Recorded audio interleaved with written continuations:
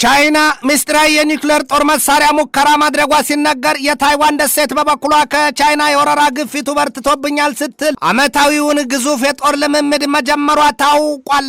የአሜሪካው ፕሬዚደንት ዶናልድ ትራምፕ ደግሞ ለታይዋን ደሴት የበርካታ ቢሊዮን ዶላር የጦር መሳሪያ ሽያጭ ለመፈጸም መሰናዳታቸው ታውቋል። ይህንኑ ርዕሰ ጉዳይ በዓለም አቀፉ ትንታኔ ዘገባችን መርጠን ተመልክተነዋል። ከትንታኔ ዘገባው ጋር ትዕግስቱ በቀለ ነኝ።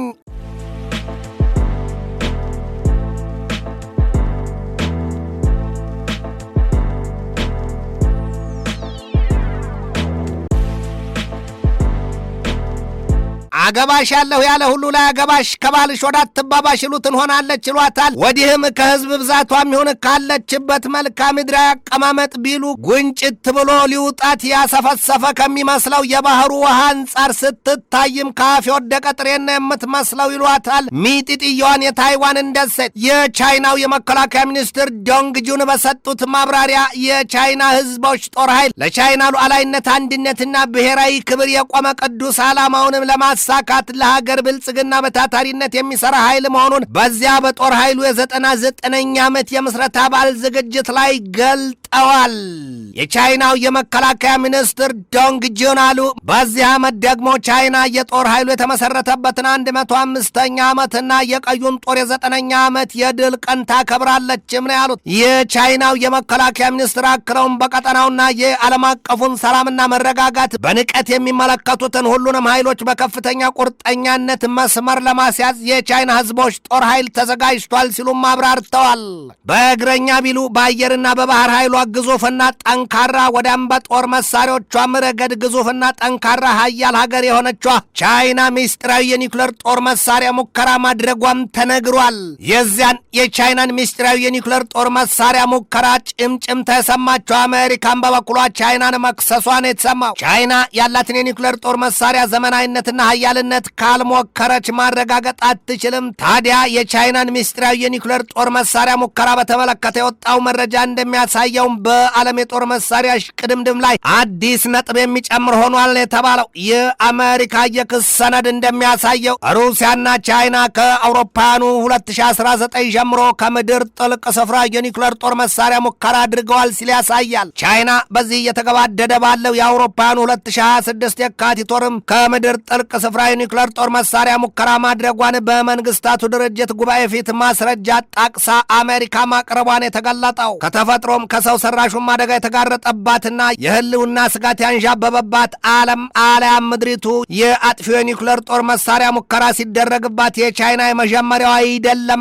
አሜሪካም ከ1945 ወዲህ የአውሮፓኑ ባሉት ዘመናት 1054 የኒውክሌር ጦር መሳሪያ ሙከራ ማድረጓ ይነገራል። አሜሪካ ሙከራውን ያደረገችው ደግሞ አንድም ወደ ህዋ ሁለትም ከምድር ጥልቅ ስፍራና በኔቫዳ በረሃ ነው። ሶቪየት ህብረትም የዚያን መሰለ ኒውክሌር ጦር መሳሪያ ሙከራ 715 ያህል ማድረጓን የሚነገረው ቻይናም እንደ አውሮፓኑ አቆጣጠር እስከ 1996 45 የኒውክሌር ጦር መሳሪያ ሙከራ አድርጋለች። ቻይና ከአሜሪካና ከሩሲያ አንጻር ስትቃኝም እንኳንስ የኒውክሌር ጦር መሳሪያዋ ማነስ ቀርቶ የሙከራ ስፍራዎቿም ውስን መሆናቸውን የተገለጠው የኒውክሌር ጦር መሳሪያ ሙከራ ማድረግ ለምድሪቱ ከፍተኛ የሆነ የጤናና አካባቢ መመረዝ ወዲያም ውድመትን የሚያስከትል ነው። ለዚያ ሀገራት ለሚያልሙት የኒውክሌር ጦር መሳሪያ ሙከራ የሚገድብ ህግ እንደ አውሮፓኑ አቆጣጠር በ1963 መውጣቱም ይታወሳል። ቢሆንም ግን በዚያን ጊዜ የወጣው ህግ እስከ አውሮፓኑ 1990 ድረስ ወደ ተፈጻሚነት ወይም ተግባራዊነት ያለመግባቱም ነው የሚታወሰው። እንደ አውሮፓኑ አቆጣጠር ከ1996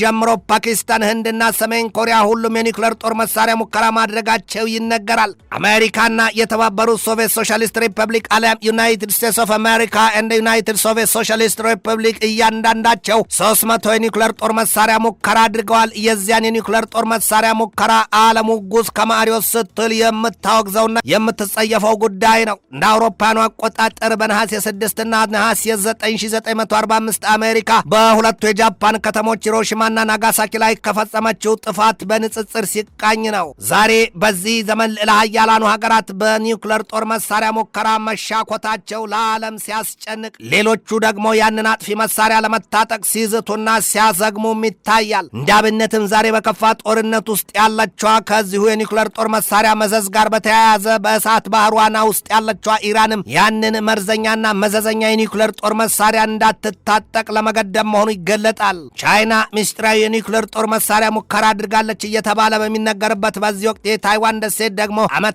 ግዙፍ የተባለ የጦር ልምምድ መጀመሯን የተሰማው። የታይዋን ደሴት የጦር ልምምዷን የጀመረችው ከትናንትና ጀምሮ ነው። ይህ አሁኑ የታይዋን ደሴት የጦር ልምምድም በደሴቲቱ ታሪክ ግዙፉ መሆኑን የተገለጠው። ቻይና የታይዋንን ደሴት በኃይል ወደ ዋናው ምድሯ ለመቀላቀል ቆርጣ መቆሟን ትገልጣለች። ያንን የተመለከተችው የታይዋን ደሴትን በወገኗ በቻይና ልተዳደርም ከቶም ራሴን የቻለ ሉዓላዊ ሀገር ነኝ በሚል ማፈንገጧን ታሳያለች። ቻይናን በበኩሏ ላታመልጭኝ አታሩጪ ስትል አፍጥጣና ተንጠራርታ ቆማለች። የዚያን የቻይናን ቆራጥ አቋም የተመለከተችው ልዕለ ኃያሉ ሀገር አሜሪካ ደግሞ ለታይዋን ደሴት የ14 ቢሊዮን ዶላር ግምት ያለው የጦር መሳሪያ ልትልክ መሰናዳቷን የተሰማው። የበሽተኛን ገንዘብ መድኃኒተኛ ፈጀው ይሏል። የታይዋን ደሴት ከቻይና ሊቃጣባት የሚችለውን የወረራ ስጋት ለመቀልበስ ያለመ የተባለለትን የ10 ቀናት ግዙፍ የጦር ልምምድ ሃንኳንግ ስትል ከትናንት በስቲያ ረቡዕ መጀመሯን የተገለጠው። የታይዋን ደሴት በዚያ የጦር ልምምድ ላይ የተጠባባቂ ኃይሏን ማሰለፏና የአዲሱን የአሜሪካ ስሪቱን የጦር ታንክ ትሞክርበታለችም ነው የተባለው። በባለፈው ዓመት የታይዋን ደሴት የጦር ልምምድ ላይ የተሳተፉት 3000 ተጠባባቂ ኃይሎች ሲሆኑ በዚህ ዓመት ግን 5000 መሆናቸውን የተገለጠው። የታይዋን ደሴት ፓርላማ የደሴቲቱን የመከላከያ አገልግሎት ዓመታዊ ገንዘብ መጠንም 4.8 ቢሊዮን ዶላር ማድረሱ ሲነገር ገንዘቡ የአሜሪካ ስሪቶቹን ታንኮችና ሌሎች የጦር መሳሪያዎችን ለመግዛት የሚውል ነው። አሁን ያቺ የታይዋን ደሴት ለሙሉ ጦርነት ዝግጁ መሆኗንና ራሷን የምትገመግምበትና የምትፈትሽበትን ግዙፍ የተባለውን የጦር ልምምድ ይዛለች። ገሚሶቹ የወታደራዊ ተንታኞች ሲናገሩም ቻይና የታይዋንን ደሴት ለመጠቅለል ተአምር ያስፈልጋታል ይላሉ። የአሜሪካ ረዥምና ደዳራ ክንድ እንዳለበት ነው የሚባለው። በቻይናና በታይዋን ደሴት መካከል ጦርነት የሚጀመር ከሆነ ደግሞ አሜሪካ በቀጥታ ጣልቃ የመግባቷ ነገር ሳይታለም የተፈታ ነው። ይህ ታይዋን ደሴት የቱንም ያህል የገዘፈ የጦር ልምምድ ማድረጓ ቢነገር ከኋላዋ የምትተማመንባት አሜሪካ ናት ይሏታል። ጌታዋን የተማመነች በግላቷን ውጭ ታሳድራለች ይሏል። ይህ ሁሉ በየስፍራውና በዓለም የተለያዩ ማዕዘናት የሚያረገርገው አለያም ያሞጠሞጠው የጦርነት እባጭ ሁሉ የመፍቻው ቁልፉ ሳይሆን ጥርግርግ አድርጎ የሚያጠፋውን የኒውክሌር ጦርነት የሚቀሰቅስ ስለመሆኑ የሚያሳዩት ብዙዎች ናቸው። ያንን በልቡ አድርጎ የሚያብሰለስለው የአሜሪካ የጦር መስሪያ ቤት ፔንታጎን በበኩሉ በቻይናና በሩሲያ ላይ አዲስ የኒውክሌር ጦር መሳሪያ ስልት መቀመሩን ያውም የታክቲካል የጦር መሳሪያዎች የሚባሉትን ለመጠቀም መሰናዳቱ ተገልጧል። የሩሲያው የዜና ተቋም ታስ ባሰራጨው ዘገባው አሁን አሜሪካ በቻይናና በሩሲያ ላይ ያጭር ርቀት የታክቲካል አሊያም የንግት የኒውክሌር ጦር መሳሪያዎችን ለመጠቀም አዲስ ብልሃት መቀየሷን ያስታወቀው የሩሲያው ፕሬዚዳንት ቭላዲሚር ቭላዲሚሮቪች ፑቲን ገና ከቀድሞ እንደ አውሮፓውያኑ አቆጣጠር በ2024 ምንም አይነት የህልውና ስጋት መስሎ በታያቸው ወቅት የኒውክሌር ጦር መሳሪያቸውን እንደሚጠቀሙ መናገራቸውና ማስጠንቀቃቸው አይዘነጋም። ሞስኮው በግንቦት 12 የአርኤስ 28 ሳርማት የአህጉር አቋራጭ ባሊስቲክ ሚሳይል የተሳካ ሙከራ ማድረጉና ከቀናት በኋላ ደግሞ ከግንቦት 19 እስከ 21 64,000 ወታደሮቹን 200 የሚሳይል ላውንቸሮቹን 140 የጦር አውሮፕላኖቹን 13 የባህር ሰርጓጅ የጦር መርከቦቹን ያሳተፈበትን ከባድ የተባለ የጦር ልምምድም በስኬት ማከናወኑ ይታወሳል። የዚያን የሩሲያን የጦር ልምምድ የተመለከተችው ቻይናም ከጥቂት ጊዜ በኋላ በኒውክሌር ጦር መሳሪያ ዘርፏ ማሻሻያና ማስፋፊያ ማድረጓም ይነገራል። እንደ ፔንታጎን ግምት በዚህ ወቅት የቻይና የኒውክሌር ጦር መሳሪያ 600 መድረሱን ያሰመረበት ቻይና እንደ አውሮፓውያኑ አቆጣጠር በ2030 የኒውክሌር ጦር መሳሪያዋን ቁጥር ከ1000 በላይ ለማድረስ ግብ ማስቀመጧን የአሜሪካ የጦር መስሪያ ቤት ፔንታጎን ገልጧል። ዋሽንግተን ከቤጂንግና ከሞስኮው ጋር ክፉኛ የሚያጋጨው ለቁጥር የሚያታክቱ መንስኤዎች እንዳሉት ይነገራል። ዓለም በዚህ ዘመን በኒውክሌር ጦር መሳሪያ ታጣቂዎቹ ሀገራት የአንበሳ ደቦሎች መደባደቢያ ስፍራ ሆናለች ይሏታል። የኒውክሌር ጦር መሳሪያ ታጣቂዎቹ ሀገራት 9 ሲሆኑ ሩሲያ፣ አሜሪካ፣ ቻይና፣ ፈረንሳይ፣ እንግሊዝ፣ ፓኪስታን፣ ህንድ፣ ኢዝራኤልና ሰሜን ኮሪያ ናቸው።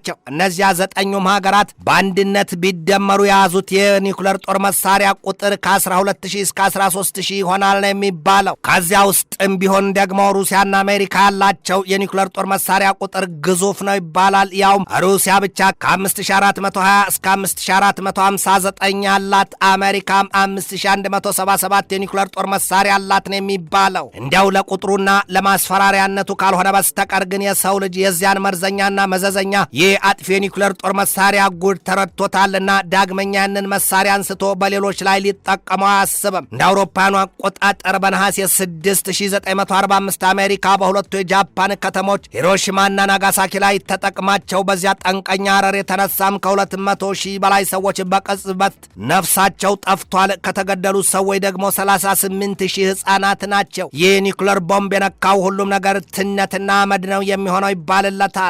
ልክ ነሐሴ 6 በአውሮፓውያኑ የዛሬን ቀን 1945 በሂሮሺማ ከተማ ላይ የመጀመሪያው የአቶሚክ ቦምብ ሲጣል 340 ሺህ ሰዎች ይኖሩባት የነበረችዋ የሂሮሺማ ከተማ ከእነዚያ ውስጥ 140 ሺህ ሰዎች መሞታቸው ይታወሳል። ሁለተኛው የአቶሚክ ቦምብ የተጣለባት የጃፓኗ ከተማ ናጋሳኪ ስትሆን በነሐሴ 9945 ነው። በውስጧ ይኖሩ ከነበሩት 240 ሺህ ሰዎች 74 ሺዎቹ በጥቃቱ መሞታቸውን ታሪክ ይዞታል። የዚያን መቅሰፍተኛ መሳሪያ ታሪክ ያነበበና የተረዳው ቀርቶ የሰማ ሰውም ቢሆን የኒውክሌር ጦር መሳሪያን በጦርነት አማራጭነት አያልመው። የሰው ልጅ በዚያ መሰሉ የጥቃት ስሌት ለመግባት ካሰበ ደግሞ አንድም ሞኝ ራቱ ሲያርድ ይስቃልን፣ ሁለትም በገዛ ረሟ ባቢዛ ታስፈራራለችን ይሆናል።